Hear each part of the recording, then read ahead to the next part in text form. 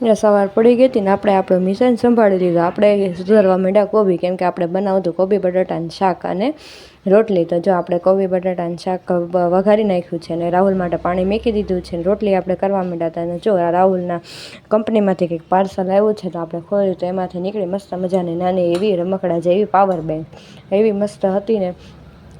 પછી આપણે જો આજે હતો ગુરુવાર તો આપણે ગયા હતા વસ્તુ લેવા. તો જો એમાંથી આપણે ફ્રીજ માટે બાટલાને એવું લીધું છે, બાકી બકાલો લીધું છે, શિમલા મિર્ચ ને વટાણા ને એવું બધું, કેમ કે આપણે સાંજે બનાવવા છે પીઝા, તો એની માટે વસ્તુ બધી લીધી છે ને આ બધો જો પીઝાનો મસાલો છે, પીઝાના બેઝ ને એવું બધું.